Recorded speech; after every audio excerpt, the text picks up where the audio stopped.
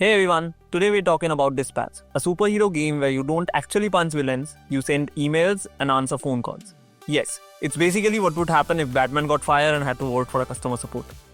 Developed by Ad Hoc Studio, Dispatch blends story, strategy, and workplace chaos into something that feels less like a traditional game and more like binge watching a show. Except you're responsible for all the bad decisions. This isn't your typical superhero power fantasy where you fly around saving the city. Instead, you play as Robert Robertson, formerly Make a Man, who loses his suit and ends up working as a dispatcher for a superhero hotline. So instead of saving the world directly, you're the guy deciding which underqualified hero gets sent to a burning building. No pressure. You take calls, assign heroes, manage personalities, and try not to accidentally send the one guy who explodes things to a hostage situation. It's part strategy, part visual novel, part HR simulator for supervillains on probation. Honestly, it feels more like watching a premium animated series where occasionally the show pauses and asks, so which disaster would you like to cause next? The story follows Robert, a washed-up hero trying to claw his way back into relevance after losing everything.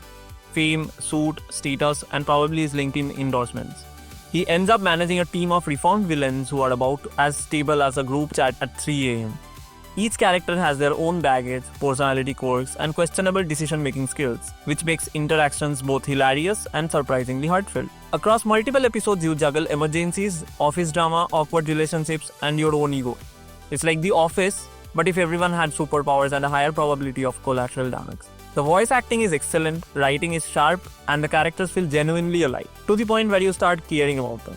Even the ones who absolutely should not be allowed near explosives. What makes Dispatch stand out is how much it feels like an interactive TV show rather than a traditional game. Most of your time is spent watching conversations, making dialogue choices, and managing situations from a desk. There's very little action gameplay. No combos, no boss fights.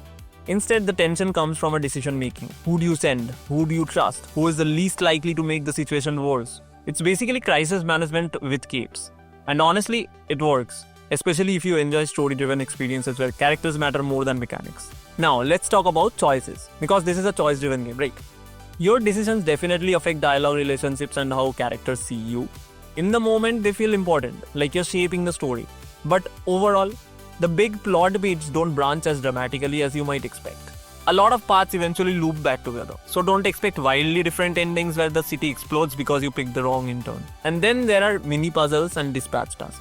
Honestly, they're just fine. Functional, to be honest. They just do their job. But after a while, assigning heroes to incidents starts to feel a bit repetitive. Like filling out paperwork. Except the paperwork can accidentally level a neighborhood. A little more variety or creativity here would have gone a long way. It never ruins the experience, but you do start thinking, okay, I've definitely done this exact thing before.